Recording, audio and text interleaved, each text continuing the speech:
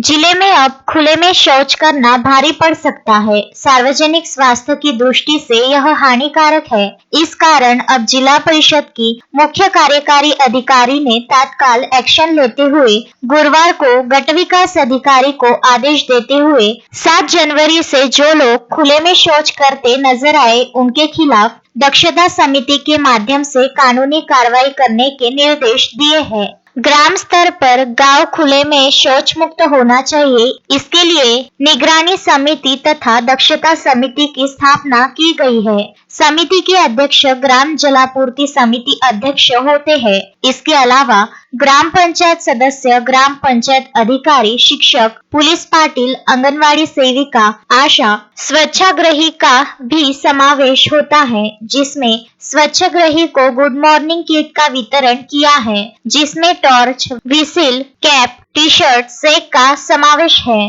Police अधिनियम 1951 की धारा 115 से 117 के तहत दंडात्मक कार्रवाई की जाएगी। इस उपक्रम के तहत स्वयं सीईओ भी गांव को भेट देंगी।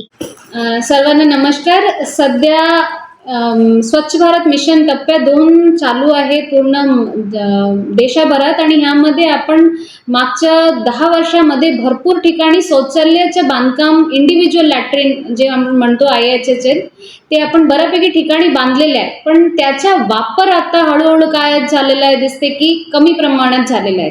त्यामुळे हे मोहीमला परत एक स्पीड द्यायलासाठी, गती द्यायलासाठी आपण एक गुड मॉर्निंग पथक ग्रामपंचायत स्तरावर पण राबवलेले आहे आणि त्या अनुषंगाने आपण आता जे खुलेमध्ये शौच करायचं आपल्याला आढळलं त्यांच्यावरती आपण दंडात्मक कारवाई करूया। बिकॉज स्वच्छता हे आपली स्वतःची जबाबदारी आहे आणि त्यामध्ये सगळ्यांचा सक्रिय सहभाग असायला पाहिजे।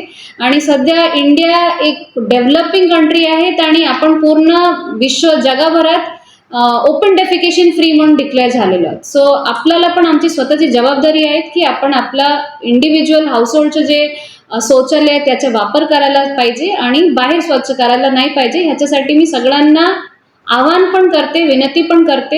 हे एक बिहेवियरल चेंज आहे, सगळ्यांनी ह्यामध्ये कृपया सहभाग घ्यावी आणि खुलेमध्ये शौच संपूर्णपणे बंद करावे। धन्यवाद। समाचार संकलन अशोकभाई जोशी।